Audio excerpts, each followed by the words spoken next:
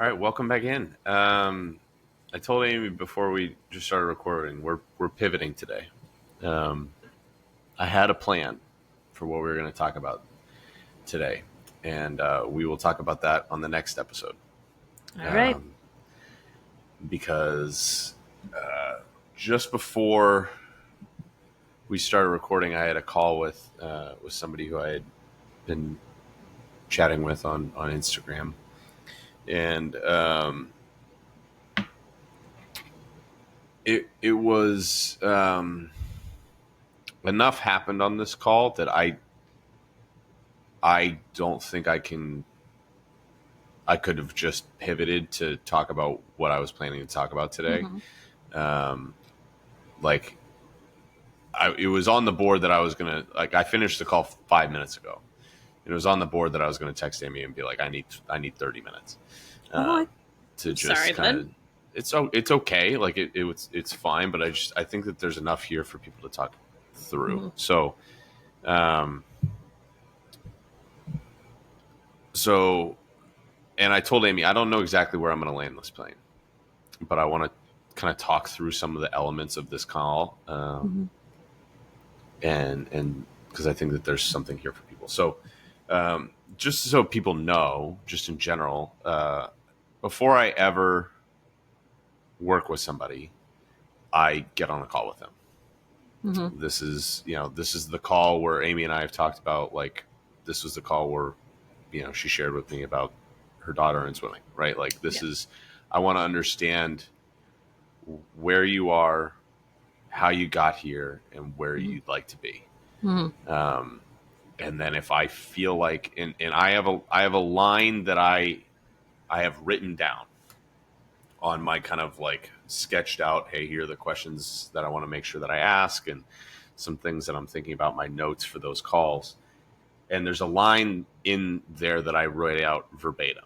And if I can't say this line authentically, that I don't work with the person, Oh, which that's an is, interesting barometer. I'm 100% confident I can help you. So if you've ever worked with me, you've heard me say those words. Mm-hmm. And that doesn't mean that everybody who I say those words to decides that it's the right fit for them and whatever. But like from my end, if I'm not 100% confident that I can help you, Mm-hmm. I won't work with you. And it's not usually a you thing. Mm-hmm. It's oftentimes a me thing where there's something where I don't feel qualified, or it's not the right fit, or maybe you're just not in a place where I think that this is going to work for you in the context so that I do it. Like, hey, you'd be better off doing XYZ. Mm-hmm. Like, I'll get on calls sometimes with people and they're like, I'm just bored of my workouts. And I'm like, don't pay for me. Right. Like, if you want new workouts and you are super consistent with them, but you just want different workouts, like, you can get custom programming, which I think has a lot of value, and you can get some coaching. But if you're just like, I just want different workouts, like, go buy one from any one of the number of great coaches out there for Mm-hmm. $100 for Mm-hmm. 3 months, or get my free one, that's on my website for in 6 weeks, and just do it for longer than 6 weeks. Mm-hmm. Do the 3 week phases for 6 weeks, and 6 weeks, and now you got a 12-week phase, and then go back, right? Just go back and forth. Like, so I'm gonna be, because I recognize that it's an investment. It's an investment on both sides. Mm-hmm. It's an investment for me as a coach, and it's an investment for the client, for the person. Both from a financial perspective, for sure, but from a time and a trust and a, like, usually by the time somebody comes to work with me, they've tried a bunch of stuff and it hasn't worked. Mm-hmm. And so it's a little bit of like, I want to be the last thing you try, basically. And there's a trust factor that comes with that. Mm-hmm. And there's oftentimes people have gotten burned in the past that comes Mm-hmm. from that. And I understand all of that. And so that's going to come back to play in a little bit. But and I in the investment side of things on my end is in the same way that my clients have a vested interest in their results. I have a vested interest. Like it's hard for me to, dang it, I'm going to be fine. It's hard for me to describe the role of a coach in somebody's life to somebody who hasn't done it. And I've made the comparison before to parenting, and it might feel a little extreme. It's somewhat similar to teaching, if you've ever been a teacher. Like I want success for my clients very much. And I hear things about people's lives that not a lot of other people do. You became our therapist. So 3 of my best friends in the world are therapists. And I'll talk with them about stuff, and they're like, people tell you things that they won't even tell us. And it's just a natural thing that comes in the course of what it is that we're doing. Yeah. And this is going to be a little bit of my main thesis here, which is the mental health aspect and the interweaving of mental health and physical health. That's going to be kind of, 6 minutes in, that's going to be sort of my main thesis for today. But understand that, like,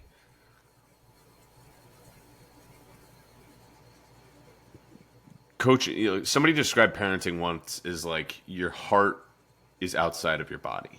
Like 1000%. Your kids are walking around with your heart, and especially as they get older, in their other places, like it's outside. And in some ways coaching is similar in that, like, the joys are my joys and the heartbreak is my heartbreak.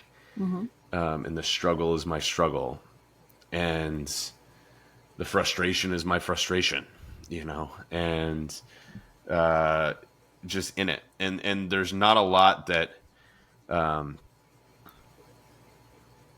I take harder. And if you ever ran into my wife, you could ask her about this. But, like, I don't take a lot harder than somebody who I know I can help not stepping into that. Or walking away from it is really that's the hardest part. Like, if I have somebody who I'm working with and they might ghost me for whatever reason, right? That's more common. I talk to a lot of coaches. It's more common than you would like to think, and it's always to do with the person's perception of how they should be doing. Right? Is that, like, the coach is there for the good, and not to, like, wade through the crap. And, like, I've heard it said, and we talked about this on the support episode, I think, of, like, the idea of the 8 minutes. Like, do you have 8 minutes? Did we talk about this on that episode? Like, what I don't think so. So I heard my this. brain is. There's a guy named Simon Sinek who's a pretty popular public speaker, and he talks about this of, like,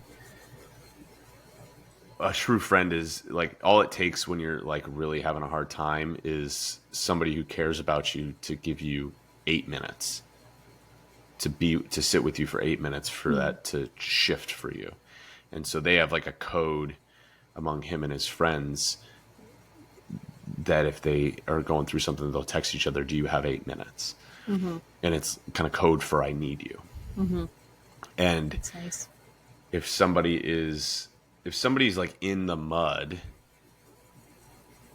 it's not necessarily that we need somebody to pull us out of the mud. We need somebody to go and sit in the mud with us, or I've told this story before, or I haven't told this story before, but this is a famous story from a show, The West Wing. And I've talked about my love of The West Wing on here before, but, and I'm going to not get it great, but, one of the most famous episodes is, it's called Noel, I think, Christmas episode. And the character Leo is kind of a father, figure to another character, Josh, who is going through something. Josh is going through PTSD because he got shot. And Leo's talking to him, and he's like, there's a guy who's walking along, and he falls into a hole. It's too deep to climb out of. And he's got nothing. And so he sees a priest walk by, and he says, hey, Father, can you help me out? I'm stuck down here and I can't get out. And the priest writes out a prayer and throws it down and says, pray this, and then keeps on walking. And sees somebody else, like a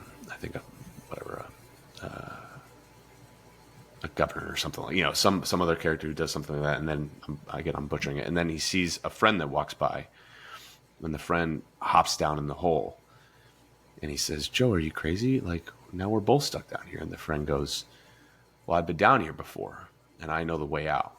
And the idea of like, we're together facing the same thing is incredibly important when we're going through something. And I had a client say to me a while ago, when she first started working with me, she's like, I no longer want the circumstances of my life to determine what I do and my weight, my body, like how I act, because that would be what it would be. It's like, hey, it's going well, then it's going well. And the way that we shift that is oftentimes through having somebody, when we're in the mud, just come and sit with us in the mud so it doesn't feel quite so muddy. And so when we think about as a coach, right? So I want to make sure that I am in a place where I'm like, I can sit in the mud with you. And I can say that sentence, I'm 100% confident I can help you. Like there was somebody who had like a chronic illness that I had no real familiarity with. And I was like, listen, right.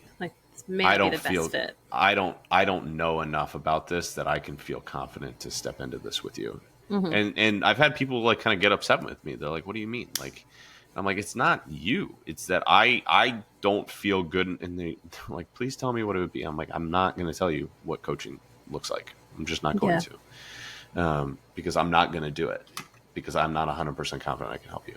Right. And I don't have 100% success rate, with clients, because there's two sides of it. But I want to make sure that I'm, in control of my side of it to the best of my ability, based on my perception of how the conversation has gone. And but I also recognize, and I've done this long enough that I recognize that everybody, and you kind of mentioned it, of like, there's a little bit of a therapist side of it where, and I'm not a therapist, but it's oftentimes overcoming limiting beliefs about ourselves that are spawned from the life that we've lived. And everybody comes in to every circumstance with the scars and the baggage, good, bad, and everything in between of their lives. And I often don't know that, all of it, at least at the very beginning. There's only so much that we can unpack in that first hour that we're talking to each other. But I want to get a little bit of an idea. But I also recognize, for a lot of people, that there is, and we talked about this a little bit on the self-image episode, which I think that was last time, which is like, when oftentimes there's an exterior impact of how my physical health is affecting my mental health, because I can't show up in the way that I want to in these other things. And so I don't feel good about myself. And so then I perseverate and I don't end up doing some more of the things that I need to for my physical health. So it's cyclical in that direction. but it's also cyclical in the other direction, which is like, hey, if I'm taking care of my physical health, oftentimes that does impact positively my mental health, which impacts my physical health. And the question is kind of, where do we start? Because all of us need to work on both. Mm-hmm. That's true. Like if we're all being honest, like we have different degrees of health in those things, but they feed off of each other. And so it's like sometimes, and I've had clients where this has been the case, where I've been like, hey, we're gonna pause here, or we're not ready to start yet, or we're gonna do this in conjunction with what it is that we're doing. But like, hey, this is probably worth exploring with a therapist. And I know of people who've done that, who are clients of mine. Some of them were like, we can't try to do both right now. Like, we have to work through this before we can handle the physical side of things. And sometimes it's concurrent. We're doing them at the same time. And sometimes it's like, hey, we're going to do the physical health side of things, and that's going to like help us overcome the roadblock that we need to be able to work through this mental health side of things. But they feed off of each other. Mm. And that's an essential thing for us to understand, is in the world that we're living in right now. Thankfully, there is a lot more attention paid to mental health. There is a lot less of a stigma attributed to mental health. However, just like with everything, like the body image stuff that we talked about, the pendulum can swing too far in that direction. And we can say that everything is mental health, and the physical health is independent of that. Like, as long as you're mentally okay, then you're fine. And it's like, no, like there's both sides of this, right? Because people will talk about like, oh, I'm not going to do XYZ because it's not good for my mental health. And it's like, okay, that might be true. That might be true. But is it actually not good for your mental health? Or have you just not like it? You just not like it, and you haven't worked through, like, because the thing in itself is not bad for your mental health. Like, you'll see people go to the extremes and say that like counting your calories is an eating disorder.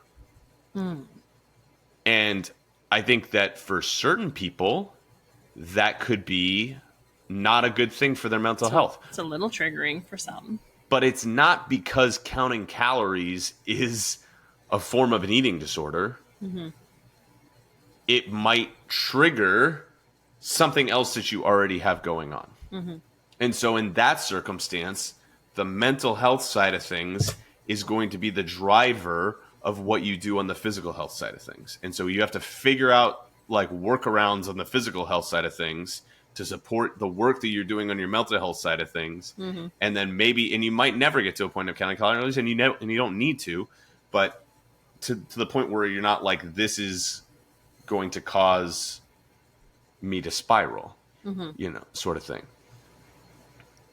There are flip sides of it, which is like, I have to actually do the work in order to identify the problem that I have going on. It's like, okay, why do I keep snacking late at night? Oh, it's because I'm really stressed out, and I'm really stressed out because I'm not taking care of myself. So if I like did some activities during the day, then maybe that would help reduce my stress, which would cause me to eat a little bit less. And so we got to figure out where the source of this is. Mm-hmm. I'm going to take a quick pause and take a drink. Any thoughts thus far? You might have no idea where we're going, and I still don't fully know. I really don't have any idea where we're going, but it was interesting when you were saying that, because I've had people say to me that, like when I was tracking my food a lot more regularly, which is something I probably should get back into, but they had said things like, oh, that was the start of me having an eating disorder. This was like way back when they were in high school, that having to like figure out exact caloric intake was what triggered that. It's like, I'm going to bet that there was something already there, because there can be a lot of us who can fall down that rabbit hole really, really quickly and become obsessive about it. And then there are others who are able to just, yep, that's a number, and I'm counting a number. Whereas I did tend to fall in the a little more obsessive about it, which is one of the reasons I pulled back from it, because I was just like, I have an Yeah. obsessive personality to begin with. Maybe I don't need to add one more thing. Yeah. But yeah, it's just interesting. Well, and anything can spark anything, right? So Right, that's the other right. thing to think about. It's like you might not be wrong that counting your calories might have led you down the path to this. Mm-hmm. Now, again, you might have been predisposed to it and have Right, a little bit of an obsessive personality and all of these types of things, but it might have been external, right? Like right. you get people who are like, "Hey, I'm getting this Yes. feedback from other Yeah. people." Like you've talked about, like we've talked about on here, like you hear things from people or things you read in magazines as well. What we talked about on the other thing is like the perception of what we ought to do. Mm-hmm. Uh, Feeling like a failure, any of those things. Every day of my life. But so where the call that I had is plays into this and kind of this side of things. So I've never had a call quite like this, which was a circumstance where like the person I was talking to had gone through some really hellish trauma in the last 5 years. Certainly prior to that we didn't even, but like just from 2 minutes into the call, we were like, I was like, oh, okay, like this is not a small thing, and it's kind of there's a clear like traumatic event and sequence of events that followed Mm-hmm. that led to them being where they were physically, Mm-hmm. which was now in a position where we're like just dangerous. Like Yeah. it's not like genuinely like a real past the point of a real health concern. Like let's just say that, like to a point where we're like, okay, this is like lucky to be moving around sort of thing. Mm. And there's obviously a bunch of things involved in that. But it was a moment for me, right, in this call where I couldn't say that line. Mm. Not because I didn't think that I could help him physically, Mm-hmm. because I thought I certainly could, because a Yeah. lot of the advice that you get from doctors is like eat more protein and move more. You know what I mean? It's like that's tough to do when you've never been able to do it and you're going through a lot of things. So I could Mm-hmm. certainly like help come up with a plan. And I've had people who are maybe not quite to that extent, but I've had some people who have a lot to lose, and we have a plan around that. And I've been able to help those clients, make really solid headway. Not universally, but Mm-hmm. I've been able to do it, and because again, everybody's individual, but it was more from a situation where like fairly quickly throughout the conversation, it was like, dude, this isn't gone for you, and it's understandable that it's not, but like Mm-hmm. the thing that happened and whatever happened prior, the thing that happened and the sequence of events that followed have led you to believe certain things about yourself and the world and all of this that I don't know if I am going to be able to help you overcome that belief in order to like, what I mean? Like Mm-hmm. in that context, it's like, all right, what is me telling you to go for a walk going to do? Right. Like we have a hurdle that is going to be a little bit hard to overcome just with the physical side of things. I think the physical side of things absolutely can help. But if you get to a certain point, it's like in your head, and he said it multiple times, and he's like, this is what it's like to live in my head. Mm. And I was like, and it was an odd conversation for me, because I almost was like, let me call you back. And I was like, I'm going to call one of my friends. Not that, they're probably in session, so they wouldn't have been Right. able to pick up. But Right. like, that was the level I was at, where I was like, I don't know what to do Yeah. in this That's situation. challenging. But it got to the point where at the end of the call, and this is where I'm going to kind of bring it to the direction that I want to kind of go here, where we got to the end of the call and I was like, listen, I've never had a conversation like this with somebody. And I've never said this to anybody, certainly not within an hour of knowing them. But I was like, listen, I think you could use some help. And he's like, yep, I absolutely could. And so he owns that. He's like, I know I Yeah. need some help. And I was like, I am not qualified to do this by myself. Doesn't mean that I can't help you on the physical side of things, but I cannot do this in good conscience without knowing that you're getting taken care of on this other side. And so, if you're up for chatting about what it would look like to do the physical side of things, I'm up for that. And then we can kind of look at what it looks like to find you some support on that other side of things, and we can kind of dive in together. And we talked about it, and he got to the point where he was just like, I don't, I told him kind of what I do and what it would look like, and he kind of got to the point where he was like, and I asked him, I was like, what does that sound like to you? Like, does it even sound like it might help you? And he's like, it could possibly. I was like, well, what makes you say that? And he was like, well, I don't. And he was honest with me. He's like, I don't know if I buy that you're going to show up in the way that you said you would. And I'm like, has he not had anyone show up for him the way that you typically do? because of things that he's experienced, which is understandable, right? Like he's like, I don't buy it. And I'm like, that's fair. That is 100%. Like I'm a dude on the screen. We've known each other for 40 minutes right now.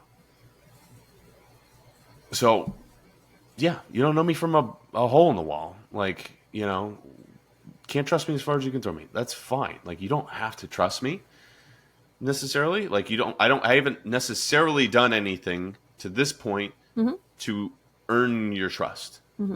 The flip side of this is I don't know what I can do. And that was an odd thing. It was an odd thing for me where I was like, because if you're at that point, I was like, I could connect you with somebody who's worked with me and you could have a chat with them. But if you are at this point of like, you're that like hard on your sleeve, like, I don't know if I trust you. It's like, dude, you might think that I paid him off. And he's like, I hadn't thought about it till you said it. I was like, dude, I've done this long enough that I know that that's something that's gone through your head. Like, even if it hadn't in the moment, it might have at some point. Like, recognizing that our trust for people is a dramatic impact in our ability to. So the things that had happened to him, because he hasn't been able to work through those things, they were keeping him from being able to step into something that may or may not have, but certainly had the chance to help him because of this thing that he was carrying with him. And that has been the big, like, if I were to like say the only circumstance under which I have not had success with a client, and when I say success with a client, I have not helped them move the needle toward the goals that they have set out for themselves. The only situations where that has been the case has been when the person hasn't trusted me enough, whether intentionally or not, to let me sit in the mud with them. And so what I'm, maybe the point of this is, scars are earned. Trauma is valid and has a dramatic impact on us. And we all have trauma. Good, bad, everything in between. We have things in our lives that have impacted us. And you don't even know it sometimes. You just have a moment where you're like, oh, that I remember like something about this, something somebody said to me 20 years ago, still things in. And the challenge with not dealing with these things is that it impacts our ability to do things in the moment.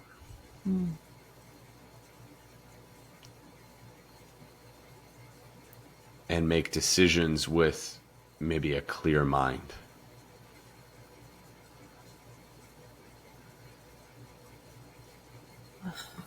This poor person, whoever they are. But again, I mean, it's like I feel for him. Like this was a like the reason why was because I was like I don't know what to do. Mm-hmm. Like it was the point where I was like, do I just like offer to help him for free? Like I was at that point where I Mm-hmm. was like, do I offer to help him for free? And I was like, maybe I'll call my buddies and maybe one of them will do it for free. Like because I know that finances are an issue. Um, I didn't even talk about pricing because I was like, this isn't gonna You're work. not ready yet. Mm-hmm. I was like, but that was the thing. The only reason I didn't was I don't know. It was very hard for me to hang up that call. I didn't feel good about it Yeah. because I knew he needed help and I knew that I could help him with some help. Right. You would need a team. But I can't overcome that. Mm-hmm. And so when we think about wanting to make a change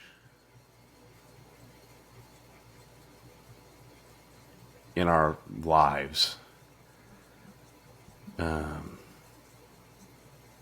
we kind of need to identify what are the roadblocks for Yeah. us? What are your limiting factors? What are the limiting beliefs? Mm-hmm. Because those are going to carry into it and your Mm-hmm. ability to do the thing. And it doesn't have to be that you're all in or anything like that. But again, the only people who I have not had success with were people who didn't show up.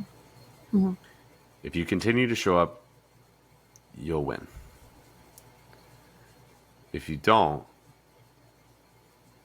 I don't know. And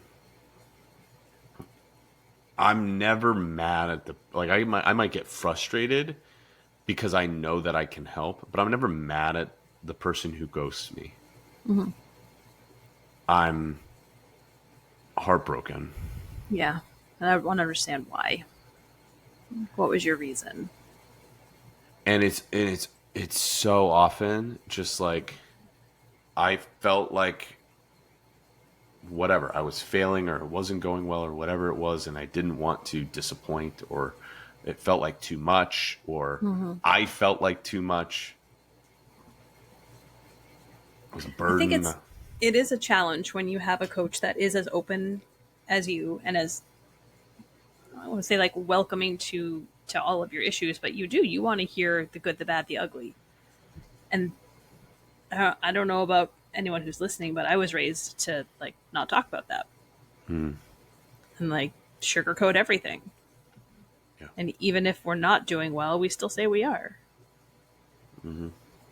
So it was a definite challenge throughout the entire time that you and I like had the direct one-on-one coaching relationship. It was a real challenge for me to be honest with myself and to be honest with you about what was like what were the challenges for the week or whatever the hold ups or even what the positives were, because that's just not something we're supposed to talk about. No. It's like when you ask somebody how they're doing. Oh, fine. I'm Fine. fine. Good. It's a useless question. Totally useless question. So my answer anytime anybody asks me how I'm doing is as ridiculous as the question, and people laugh at me. But you know what I'm my answer is? groovy today. I'm groovy. Today was groovy. It's what it is every time somebody asks me how I'm doing. I'm Yep. groovy, and they're all Yep. like, "That's a silly answer." I'm like, "It was this Mm-hmm. dumb question because you didn't actually want to know." I think it's Like just social. It's a it's a social hello. construct. Like we It's have to say it. We're it's required hi. to. It's Yeah. another way to say Hey, hi. how are you? So, like, don't ask me that. Ask me a real question, Yep. or make me believe that you care about the answer. Well, see, now I'm going to just start asking you trivia questions when I see you instead of saying, hi, That's how fine. are you? You can ask me trivia questions. But like somebody today asked me, like he was done early from his set or whatever, and he was like, "How's your summer going?" And I was like, "That's a thoughtful." That's a Like I question. answered him. I answered him with like, "Yeah, man, you get it. Like, you have kids. It's different challenges in the summer. It's good, but it's different challenges. And like it's a Let's call a spade a spade. You probably over answered that question. no. Probably He chatted was with him for a long while. no. I gave You're him a I gave him talker. like a 30-second answer. I am a talker, but I gave him like a 30-second answer, and I was like, "How's it going?" And how about for you? And went back and forth, but it was a real answer because it was a real question. But like if you ask me a real question, you're going to get a real answer. But it's the idea of like we have to be okay, and And it's not okay to not be okay. it's not okay. It's getting there. It's getting better. But No, but I'm it's instinctual that especially when we're trying to do a program or we're trying to do it's like, oh, I feel like I tell people one of the first things that we do is you keep a food log. And I'm like, just take a picture of the food. They're like, how should this look? And I'm like, I don't care. And they're like, I don't understand. I'm like, I want you to understand something. There is not an A to this. There's not a way to do this. Like, I have to break the mentality for you that you are trying to live up to my standard. Because if you are, the second that you don't, or at least perceive that you don't, I'm going to lose you. You have to tell me what's going on. Like, and I joked about it this morning. And I've talked about it on here. I don't remember. I was doing an exercise and an ab exercise, a core exercise, and they're like, where am I supposed to feel that? And they were like kind of pointing down in their lower abdomen, and I was like, yeah, right around there. And she's like, and I was like, yeah, right in the C-section scar, because I knew that she did. And she was like, yeah, I knew that was exactly what I was gonna say, but I wasn't. I was like, yes, I know, because she's talked about it before. Like, oh, this hurts my, whatever, but it didn't hurt.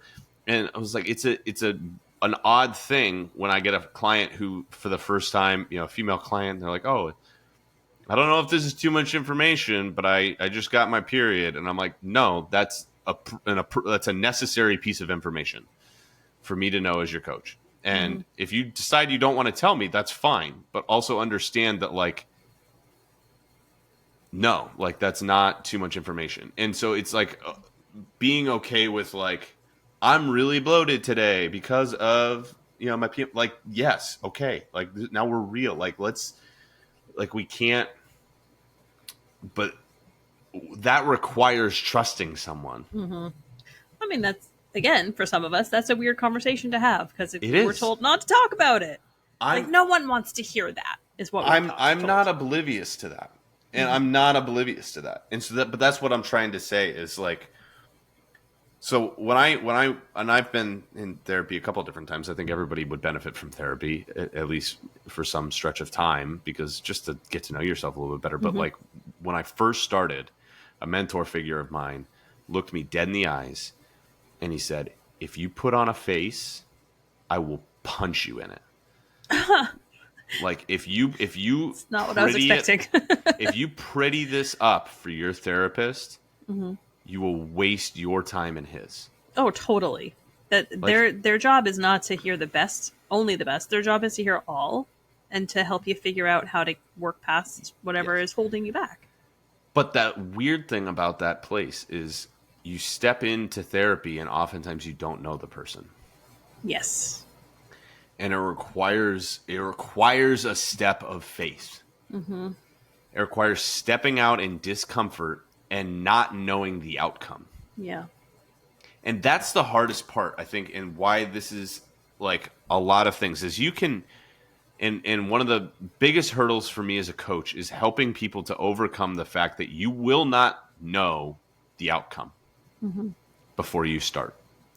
Like I can say to you with 100% confidence that I can help you, and I can help you move towards your goals. But I am not guaranteeing you're going to lose 25 pounds in 12 weeks. I'm not guaranteeing you you're going to put on 10 pounds of muscle or, fit into that dress again. I can't guarantee you that because I'm not in charge of it. Right. You are. Right.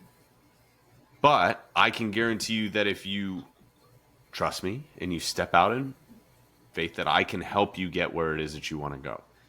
But you have to step out into the uncertainty. And this is the biggest reason why people stay stuck in fitness. They don't trust themselves, or they don't trust the process, or both. I don't trust the process. Might be the coach, the whatever, right? Like, oh, I don't buy into this, right? Like, why would this work for me? Nothing else has. And oftentimes not trusting the process is born on the back of a lot of failed attempts, as is not trusting myself. I failed every other time. Why would this be successful?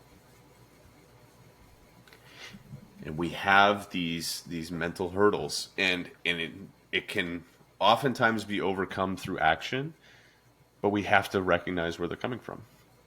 And sometimes we just need to go do the mental work first. Because there's a cost for staying stuck. And the question that I asked, and I'm not normally this abrasive, doesn't feel like the right word, but this direct. But I asked this question. I was like, where has not trusting people led you? Because it's led him here. Right. But that doesn't mean, just me asking that question doesn't help him trust me more.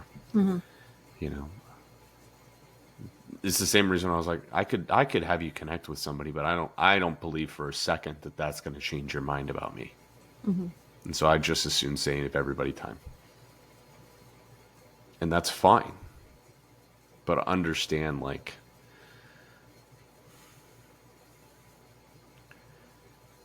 if you keep doing what you've always done, you're going to keep getting what you always got. And the post that I put up right before we hopped on, I read in a book earlier this week, and it kind of shook me a little bit in a good way. But it was, nothing is normal until it is.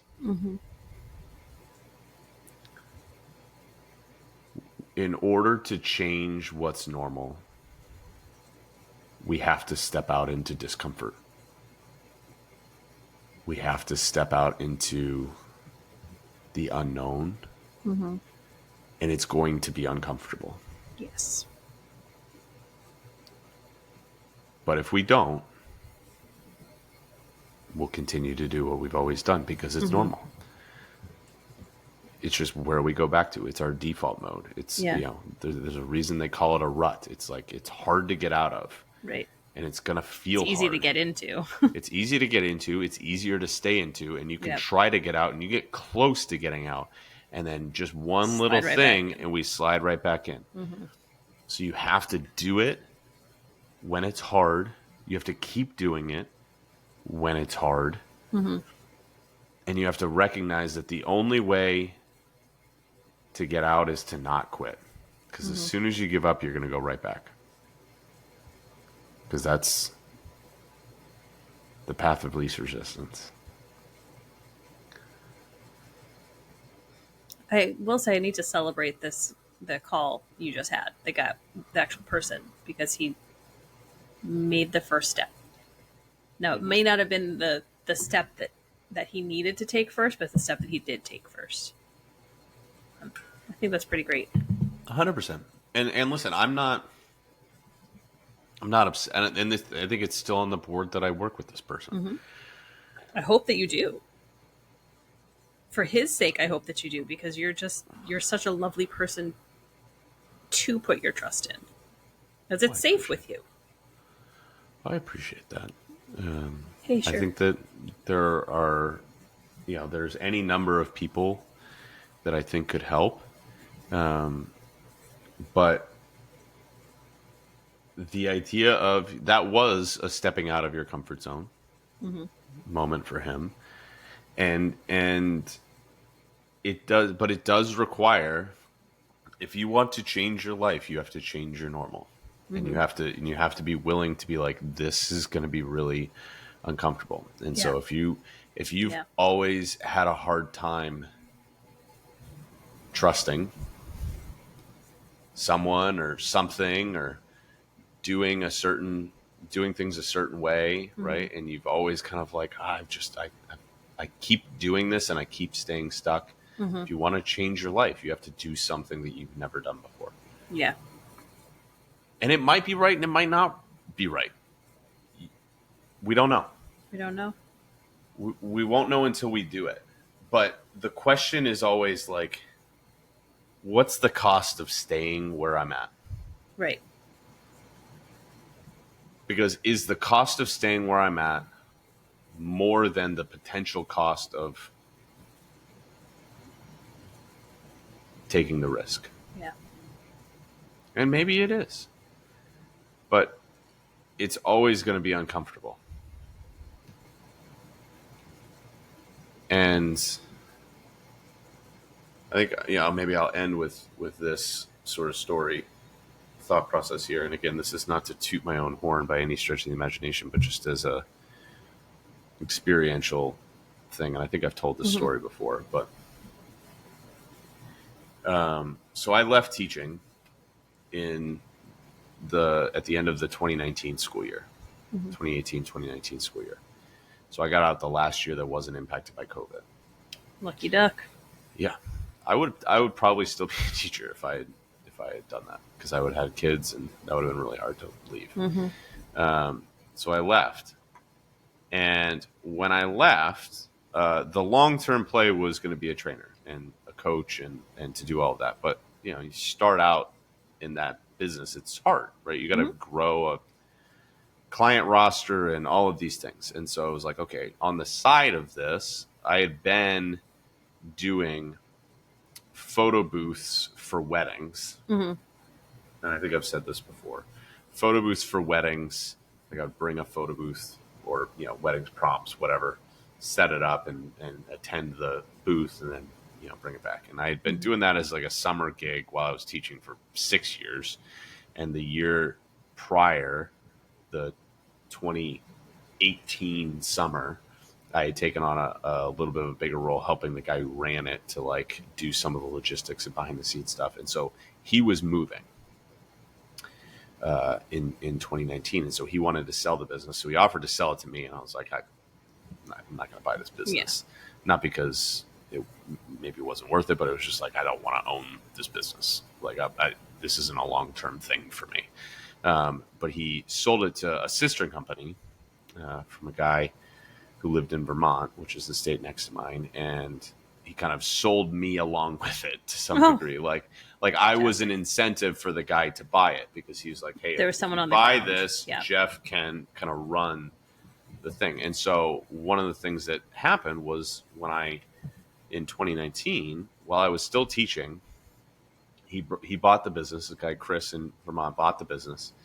And so I like stepped in and he was like, oh, you can help me quite a bit. And so I like really took over all the operations for our entire territory, which was basically Martha's Vineyard, the Cape, North Shore, all of New Hampshire, Maine, Vermont, and upstate New York. Mm-hmm. So like quite a bit, and Boston, like a lot of territory that we covered. And we had two hubs. We had one in Burlington and we had one in New Hampshire on the seacoast, and that we were just kind of sending people out of. So it was like hiring attendants, training them, setting them up for stuff, sending them out, coordinating with brides and mothers of the brides and event coordinators and all of the things that were involved with that, sending people what they were, their photos at the end of the stuff, all of this, reviews, the whole deal. So I kind of took over operations of the business in 2019. And that was kind of like, hey, if I do this, this is kind of a known. And I kind of had for lack of a better word, like a salary associated with that. That wasn't like this is a crazy salary, but like between that and my training salary, I could make what I was gonna make as a teacher roundabout for the year. And so that was like, all right, I'll do the photo booth thing for a year or two while I build up my client business. But when I first started, it was like 2/3 to 3/4 of my income was coming from photo booth, and 1/3 or 1/4 of my income was from training. And the idea was over the next couple of years, I would grow the training piece and I would reduce the photo booth thing. Mm-hmm. But then in 2020, COVID happens and no events, nobody's getting married. So all of a sudden the photo booth income a year after I started was gone. Right. And who knew when it was going to come back again. And I did all the books and everything for the company. And I was like, Chris is a friend. And I was like, and he was like, I want to try to keep you on. Like, I was like, Chris, you can't afford me. Like, even if the business came back full swing, like you have to pay you. Mm-hmm. Like, I know what you have to pay you and you cannot afford me. Like I'm working under my value right now. You cannot afford me to do this. Mm-hmm. So I have to kind of be done. And so I had left one of the only jobs that wasn't really like financially impacted by COVID, teacher, for 2 jobs that were relatively recession proof in my head. Like everybody's always going to get married and everybody's always going to work out. Like recession proof, but not recession pandemic and a pandemic are different. Yeah. And so it was summer of 2020. Levi was a newborn. And I was down to just training, and I had to and we were in a pandemic where nobody could work out really in person. Mm-hmm. And so I had to kind of pivot. And it was a moment for me where I was like, all right, am I gonna go back to teaching? Am I gonna go back to like business analytics that I did 6 years ago? Like, what am I going to do to provide for my family? And that was when I started coaching people online, and I was able to do kind of okay. And we had kind of ups and downs with all of that. But it was for a year plus. And then the twins are born in November of 2021. And still to that point, I had kind of been half in and half out. Mm-hmm. Of coaching, where it was always like when I would have like a bad month, I would like go on Indeed and look up analytics jobs. Yeah. Right. I would be like, oh, am I gonna like, this is kind of like, I wasn't fully in on it. Mm-hmm. And I was like, we had the twins and I'm like, oh my gosh, like we have the twins and we bought a house. And I was like, I don't know if I feel like I maybe should go and do, like get a quote unquote real job, go get a job as an analyst. And so in December of 2021, and this was not really well known in the gym, but I interviewed at Timberland, the shoe company, which is right down the road from me. Like literally I could like throw a rock and hit it from my house for an analyst job. I interviewed in 2021, and it was like, okay, this is maybe what's going to happen is I'm going to go do this. Mm-hmm. And through the interview process and thanks to my wife who, we just continue to always sing her praises on this podcast, but she's pretty fantastic. She said to me through the interview process, because I was saying all this, which is like, I don't know if I can make this training thing work. And I feel like I need to go do this other thing to provide for the family. And she said to me, she's like, you love what you do. And it's not a lot of people get to do that. Mm-hmm. Like you've said since you started training for the last 2 years, like you don't feel like you've worked for that amount of time. Like you've worked, but it's not like it feels like a summer job, like, and that's tough to let go of. And we would rather have you be, maybe a little bit less money, but be home more frequently and be doing something that you love versus have a little bit more stability, but like be gone a lot more and your work is a job. And through the interview process, I kind of realized that that's what it would have been. And they like pivoted, they like reorged in the middle of my interview process, and they were like, the job no longer exists. And I was like, okay, so this isn't even like something that I would want to do, because this isn't a quote unquote stable job. Because that was the biggest thing. I was like, oh, I want a stable job. And it's like the job that I was interviewing for didn't exist a month after. Like, how much has that happened? Like, and so again, that was the point. So that was January of 21 when I figured that out, and I like did a hard push in January of 21. In March of 20, or I'm sorry, January of 22. In March of 22, I paid more for I had done 2 other mentorships for online coaching previous to that. I paid more than both of them combined for a single one. And then I paid double that 3 months later to continue with that and go into a mastermind. Wow. And I bet. It's an investment in yourself. Yeah. But what that was, if I keep doing kind of mediocre level mentorships and I keep being half in, half out on this, and having in the back of my mind that I can always go do analytics, my business is going to stay exactly where it is. If I keep doing what I've always done, I'm going to keep getting what I always got. And so I had to do something that was very uncomfortable and was a risk. We had to, we borrowed from us, and my wife again, was like, I trust you. She's like, I trust you to do this. Even though, this is the most important thing. She had said this 2 other times. When I did the other 2 mentorships. And I had paid thousands of dollars. And I had said, like, I really think that this is going to be what puts me over the edge. And she's like, I trust you. And I had made the money back from those, but it wasn't like all of a sudden I had like, I have this great business.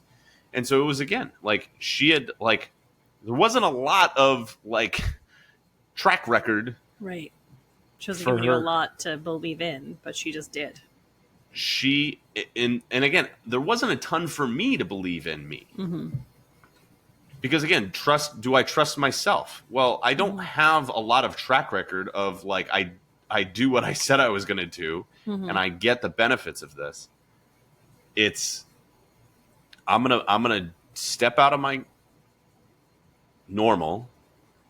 I'm gonna do something that's a risk, and there's a very real downside to this if I fail. But I also know that the cost of not doing anything is dramatic. Like the cost of not doing something is this business fails, and I have to go do something that I know that I don't really want to do. Yep. But I can't be half in, half out anymore. I can't keep doing what I've been doing, because what I've been doing doesn't work. And again, this is not a toot my own horn, and it's not as if I have this multi 6-figure crazy business or anything like that. But since then, that year, 2021 to 22, 22 to 23, 23 to 24. Are we in 24? Yeah. My business has doubled in revenue every year since then. Doubled. And again, this is not like, that doesn't mean all of a sudden I'm making hundreds of thousands. I've talked about like, there are coaches out there who make what I make in a year, in a month. Like there are who are like peers of mine, that I'll hang out with. But like I've made enough and I've built enough of a business now that like it is what I do. And I don't have in the back of my head that I'm going to go do something else at some point. Like if I go do something else at some point, it's going to be within the fitness industry. Like this is kind of the career path that I'm on. And I don't have like oh, I might not do this in 5 years sort of mentality, which is what I had for a long time. But I'll say this final thing, and people may not want to hear this. Part of the reason that I had that in the back of my head was that a lot of people, not my wife, but a lot of people who I trust and who matter to me, who I won't name, but, you know, top 5 influential people in my life were like, this is a phase for training. Like, don't believe in me. And you're going to have those people. And the only way that I did was I had Megan. I had a person who did. And then I got aligned with the right coach who could take me where I wanted to go. But there were also so many limiting things in my head that were keeping me from being successful for 2 years. It was a year and a half after I bought my first online coaching mentorship program until I had that interview at Timberland. I bought that in July of 2020. So I had been trying to build an online business for a year and a half and bought another mentorship along the way and was still failing.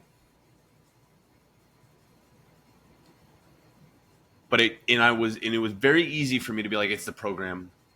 It'd be very easy for me to be like, oh, I don't have what it takes. It's easy But to assign blame. But it took me realizing that I wasn't in. It wasn't until I took quitting off the table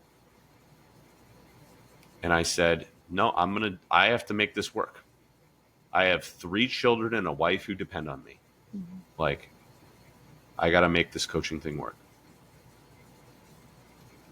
So if the stakes of staying put are hard enough, then oftentimes we have to recognize that the risk of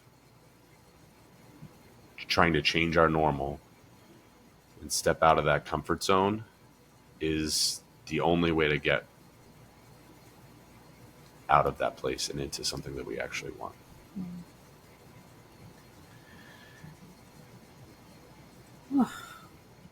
This was heavier That was than heavy. I planned on Yeah. being. We're just going back. I wasn't We're just ready for heavy. No, I wasn't either. Like, we were going to talk about parenting, which is what we'll talk about on the next episode, which, I mean, may be heavy as well. But in maybe a little bit of a lighter way. But I couldn't not talk about this because it was just going to be on my mind the whole podcast if I didn't. Totally. And, I'm glad that you did, because a part of what you have your clients do is open up and talk about what's bothering them in the moment. Yeah. So I'll leave you with this. If you've been on the fence about coaching and want to do something that's outside of your normal, I realized it when I read that quote. Nothing is normal until it is. If I were to articulate what I do as a coach, I'm in the business of helping people change their normal. Oh, I like that. Put that on a shirt. Yeah, put that on a bumper sticker. So just shoot me a message. Just say normal, and I'll know that you came from this podcast. And I'd love to chat with you. But if you're here, appreciate you making it all the way through what was a heavier one. And you know what? To be frank, I don't apologize. I'm not here to do a lighthearted podcast. There are plenty out there for that, but we're here to do some stuff. So I hope that this was worth your time. If it was, feel free to share with somebody who might find it valuable as well. Um, share, rate, review, all those things. And All of the things. we'll see you next time on the Fit Parent Podcast. I don't know. Right. Catch you.